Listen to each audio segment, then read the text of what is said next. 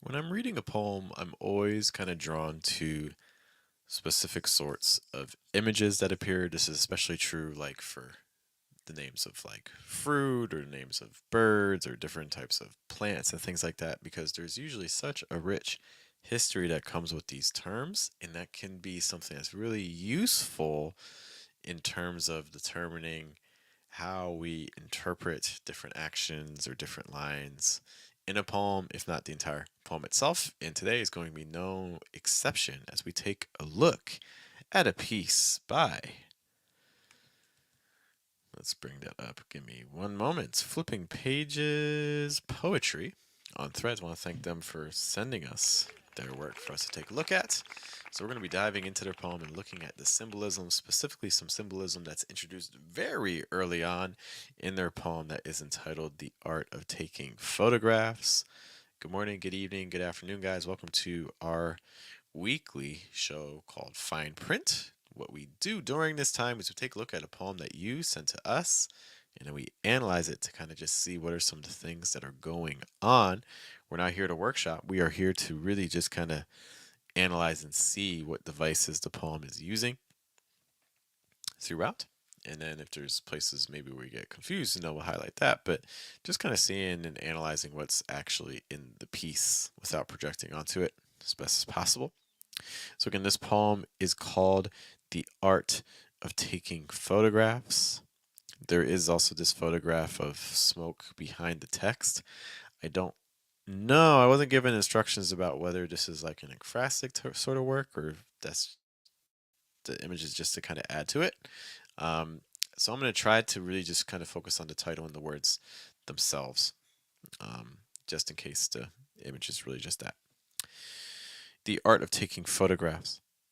Scents of satsuma and cinnamon bottled up into reminders of the little things this blurred motion has created a mirage of incomprehensible reasons to forget our love for patience from strings of silver threads and sentimental alliances woven into patterns of picture frames, completely blurred, alive in motion, together a collage of all the time stillness couldn't find its breath, and laughter took us by the shoulders, shaking and shaking, till we fell into a rhythm of remembrance with all the little things bottled up in an illusion of permanence.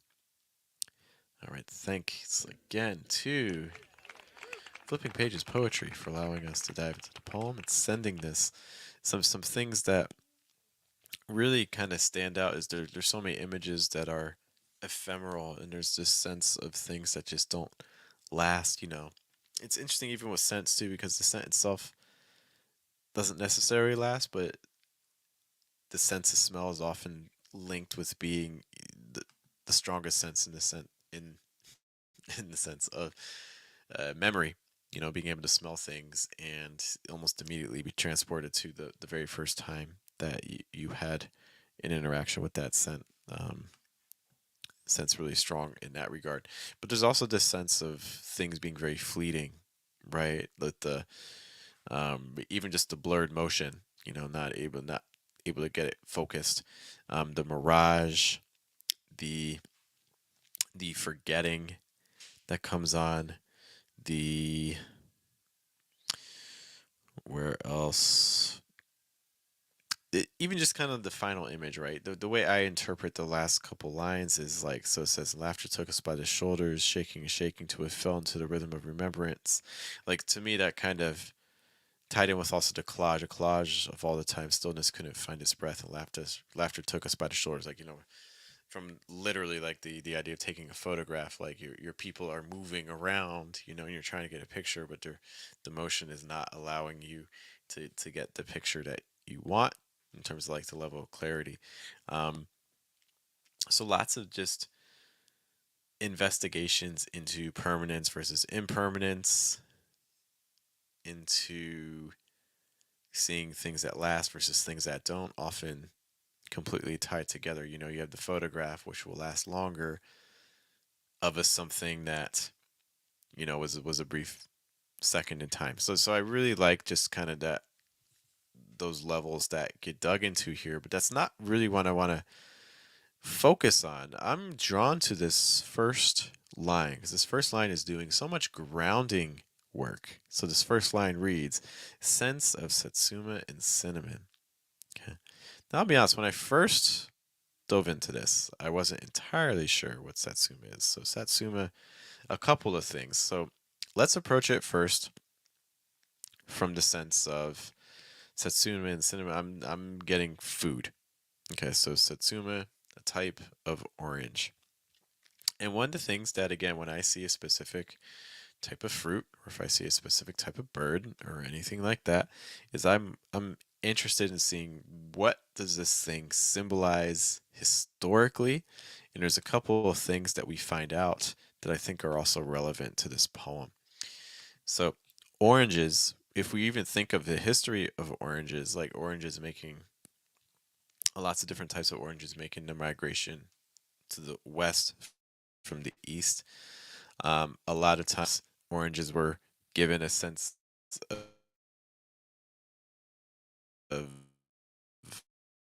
high. Just want to see to smooth out the stream a little bit. Okay, yeah. So oranges were often given a sense of really high value because look, you're taking this thing that's from really far away. People like the taste of it. It takes a long time to get to you. So it's something that became really valuable. So oranges really took on this demonstration of wealth and also prosperity. And I think in the poem itself, we see these sorts of images also coming in, which we'll discuss in a moment. Some other symbols that are associated with oranges too, though. Um, there are a lot of images associated, for instance, with fertility that come with oranges. And I think in the poem's constantly investigating this idea of replication, this idea of creation, and especially creation from something that's already been created. I think those were two things that really kind of were recurring. And so, for the sake of our stream today, that's really what I want to focus on. Cinnamon has its own images as well, but there's a lot of religious connotations with cinnamon. It has its appearances in the Bible. It's used with like purity. Um, it's used again, lots of kind of just religious uses as a spice.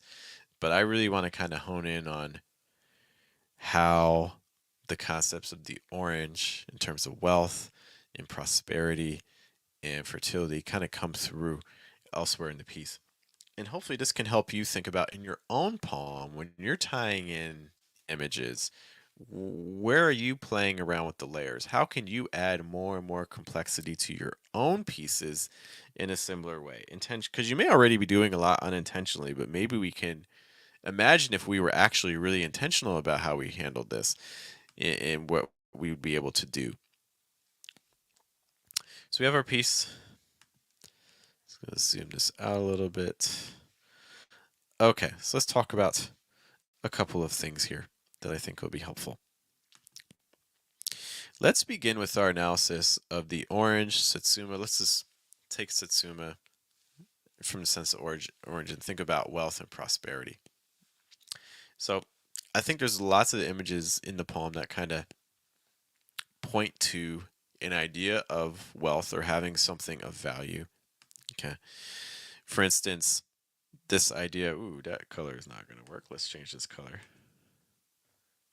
so it could shine a little bit more easily. So we have the sense of like bottled up. And bottled up to me is, if we're bottling something up, like imagine like you're bottling water or something like that, you're taking something of value or you're taking something to preserve it for later, which to me, if you're taking something with the idea that you're going to use this later, to me that imbues it with kind of a sense of value. So I appreciate that. It's like bottled up into reminders. And then we also get that happening later on as well with the end. So you kind of have these bookends with the bottling appearing. But I think there's some other places where value is suggested that I want to review. So other things that kind of come up in terms of precious metals or colors, we also have, for instance, we have the silver threads from strings to silver threads. I wasn't entirely sure. The first thing that came to mind for me was like the little strings that you can use to kind of hold up. photographs on a wall. Not that you have to necessarily use it, but that's kind of the first thing that kind of came to mind for me. But in addition to the silver and the demonstrations of value, what are some other things? I think this idea of alliances. I think this idea of like political power, I think also is a demonstration, maybe not direct relation to wealth, but I think oftentimes when you see things, when you see families are associated with wealth, or you see people that are associated with wealth, there's also descents not just of monetary wealth, but also of power, and that's the alliances brought that idea to mind for me as well. Um, Other things that kind of suggest it too, I think also just the value that's being placed on permanence throughout this poem. You know, we're trying for permanence, but we're getting disrupted. We try for permanence in several areas. We have blurred motion, so we're paying a lot of attention to things that come in clear versus things that don't. Um, what else do we see? A collage of the times. So there's this record keeping, a collage of all the times. And in fact, it's interesting with the word collage, right? Because that there's also this kind of implied art that comes with it as well. In addition to that, again, we talked about the bottling up, and this idea of like you bottle something up to save it for later, but the idea of bottling up, what are we bottling up? The illusion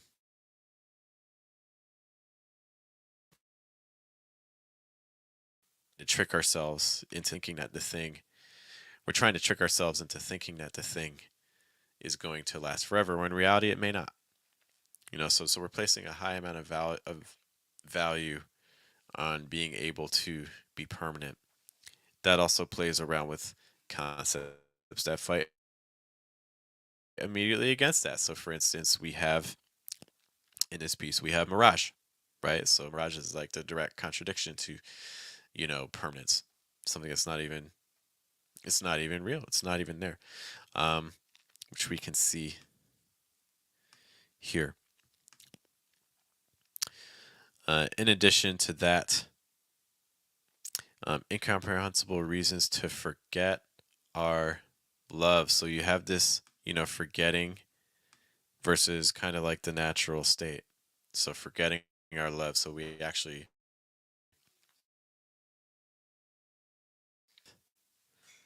have love for something, but we're not able to hold on to it.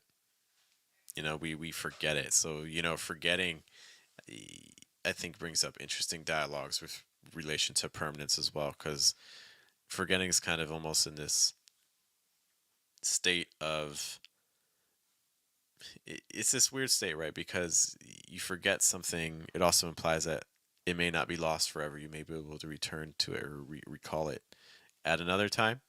But then at the same time, it's you do lose it as well. Goes up to Matthias checking in as well. Good to see you, sir. Thanks for hanging out with me on Sunday.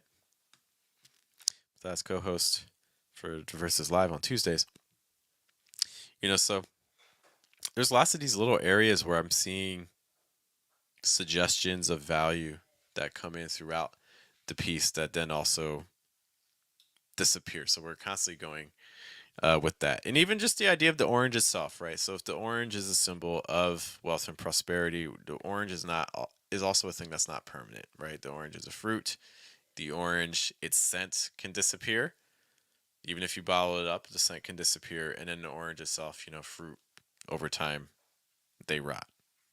So I really liked the orange as a concept of value from that regard. I also want to approach the poem if we use the orange as a symbol of fertility. I think there's a couple places where that comes through as well. So, and let's use a slightly different color for that.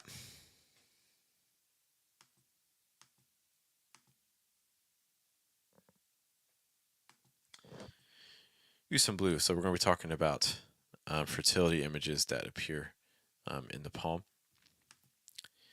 based off of, again, the orange. So where are places where we see replications or places where we see creation in any sort of way? Um, I think it's interesting going back to what we talked about with scent being tied to memory. You're able to, when you smell something, it can allow you to remember something as well. So there's this kind of new conjuring back. So to me, even that in a way, that idea of being able to create back to an original object because of a scent, to me is almost a form of replication as well. I haven't been to like my grandmother's house in, when was the last time I was at my grandmother's house? She passed away 10 years ago. I don't remember the exact time, but I can still like smell some things and immediately be put back into her house. Um, some other places where we see creation, this idea again of like bottling up, like you take something and then like you bottle it, and also just kind of like it has this sense of almost of redistribution or taking it into a new place. In addition to that, um, the mirage. And in fact, the line is specifically says creating a mirage. Okay. Thank you. Thank you, Matthias, for reminding us that of our blessing. May God rest. May God bless her zombie bones. Yes, for my grandmother. Yes. We love you, Grandma. God bless your zombie bones. Um, so the mirage, so we literally have this creation of a mirage, with creation actually literally being used in the piece.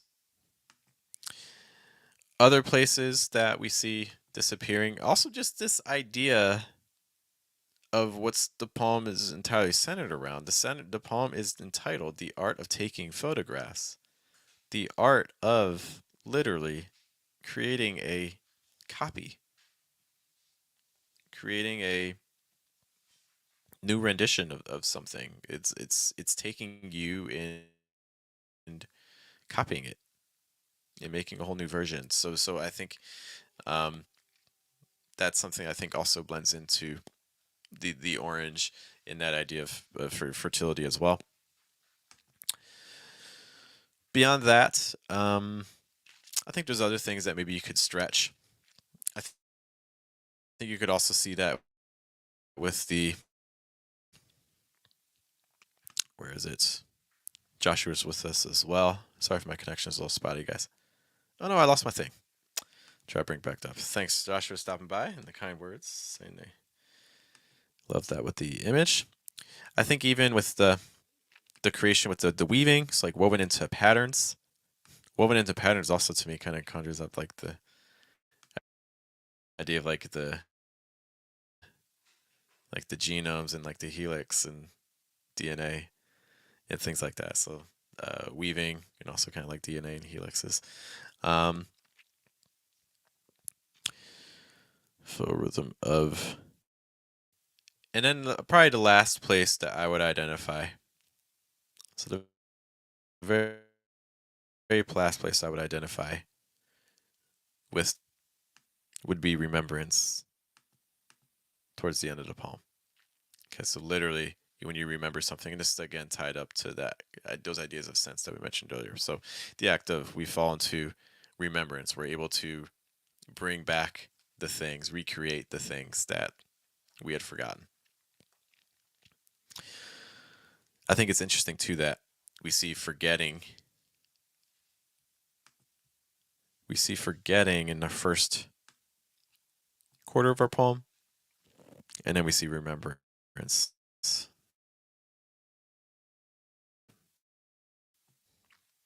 So in this piece, those are just kind of the things that when I saw that we had Satsuma, which is also an art form, Um, it's a Japanese art form, which I encourage you to explore. But I just want to approach it just from a single point, just to show how deep this can go. When you're adding things, when you know what your poem's about,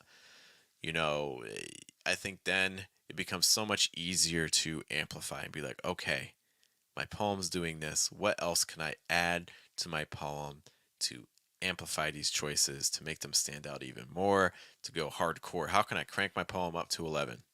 I'm not just going to sit at like a 6. I'm going to make every single choice. Roses also mentions the structure. If you want to dive in and tell me a little bit more about what you intend by structure, I would appreciate that. But unless it's just a reference again to like first quarter, the second quarter that we mentioned. But again, in your own pieces, really asking yourself, is there something I can add that can make my poem just a little bit more complicated? Can just add a little bit more nuance, just add a little bit more of a layer to the piece.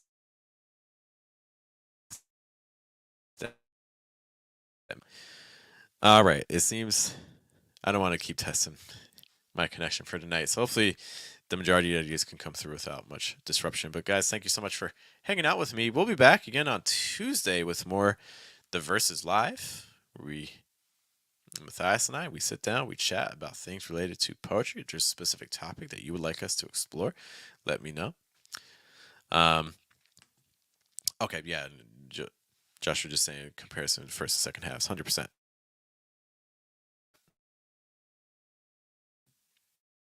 All right, let me go try to see what's going on with my connection. Thank you guys for your time. I appreciate seeing you. We'll be back again later this week with The Verses Live. You guys have a good day, have a good night, have a good afternoon, and we'll catch you next time.